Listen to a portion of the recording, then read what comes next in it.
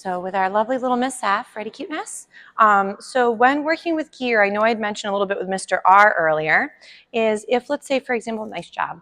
Let's say your puppy, you want him on the left or the right, whichever one is good for you guys. I would recommend to have your gear on the opposite side and then feed your puppy while they're by the leg you'd like them to be on. So if, let's say, Miss Lovely is a little bit of a wiggly worm, I'm just going to readjust her leash. She got a little tangled and get her situated. So if they're really eager beavers, don't worry if they're a little bit wiggly. The other option, so let's say your puppy could potentially get a little bit ahead of you. One of my favorite exercises is what's called the front behavior. So front, we could go and bring her into the front and feed her for that response. You can also work this where, let's say she's in front of you, and you can do a couple little backups and feed her as she comes into your space. Remember that when you're working with a front, you do want to be careful about your environment. I know I've mentioned this in a few other videos, is my backyard's a bit lumpy, so you have to be careful when backing up that you don't trip. So let's say, for example, again, I'm going to bring her into the front and feed. Fronts in the beginning don't have to be a sitting position. Later, as they become more refined, it could turn into a sitting in front of you and then with checking in. So that way, if let's say there was something really distracting, we could regain the puppy's focus. So as we're working and we're moving around the environment, I'm going to also be feeding her for this loose leash walking, but let's pretend there's something up ahead and I want to bring her back into the front of me. This is a great way to re-hone in my puppy away from the distraction that's up in front of us. So, but now let's say my puppy is again in front of me. You can then continue on your merry way and just start walking again and continue on that little walk or practice moment. So with Miss F right now, she's doing a really nice job honing in. You'll see that my leash is nice and relaxed, so there's no tension from the gear. So I'm not trying to physically hold her in her position.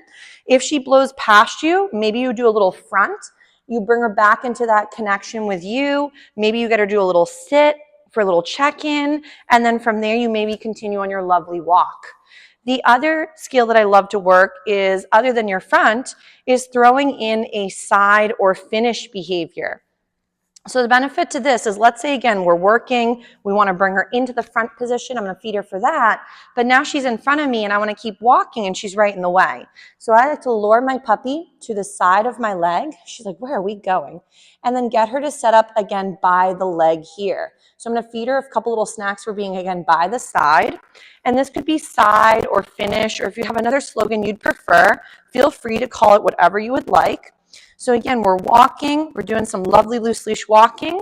I'm going to slow her into a lovely little front right here where she comes into the front of my body. And then from there, she's like, lady, I dropped one, is then I'm going to bring her to the side and set her up next to my leg. Yes.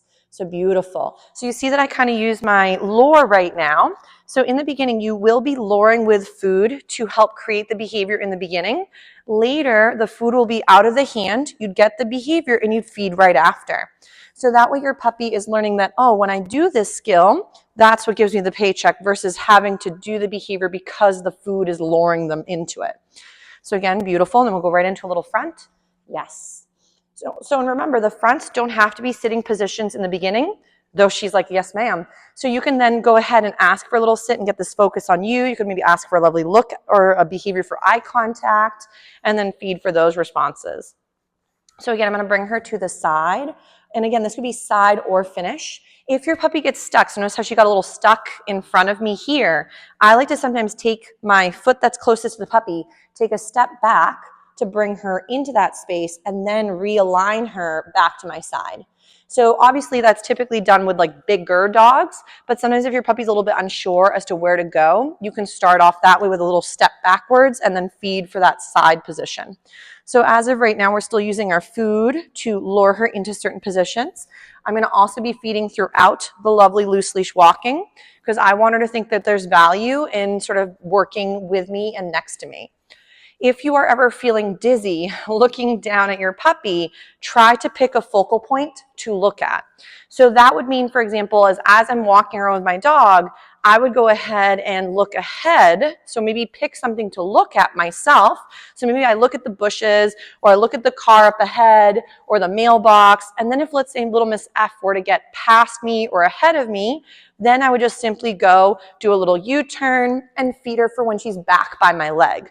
But if I find that I'm losing her It could be that the environment is too distracting, or that she doesn't quite, oh, chewing is optional when we're walking. Don't worry, cuteness. So, or she might find, oh, everybody's having a hard time chewing sometimes when we're very excited about Snackville. So it could be also that the environment's too stimulating, the puppy's overwhelmed, the puppy could be tired. So remember, dogs under 2 still need between 18 to 20 hours of sleep a day.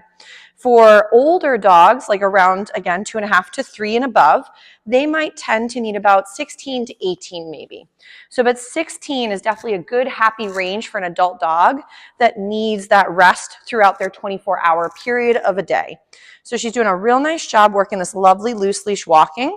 2, if you ever have moments where your puppies are being really mouthy, like I mentioned with Mr. R, is excessively mouthy behavior is overtired or overwhelmed. So if you're finding that your puppy is jumping and mouthing you, then they're more than likely needing a break. She's doing a really nice job. So with this loose leash walking and working a bit with front, if again for now you start off fronts with literally your puppy in front of you and you say front and you feed for that, and then front and feed for that, and another little front and feed for that, perfectly fine. Then as she gets into the groove, we could again, she's like, hold on lady, there's a crumb. We could be doing loose leash walking. My puppy gets to pretend a little bit ahead and I bring them back into front, and then we can bring them back to the side. She's like, lady, hold on. And there she goes right there. Very pretty. Back to the side position. Nice job, cuteness. So when it comes to loose leash walking, keep it short and sweet for greater success, but she did a really nice job with some of this lovely loose leash walking. So we'll give her a little break from this and we'll do another little skill next.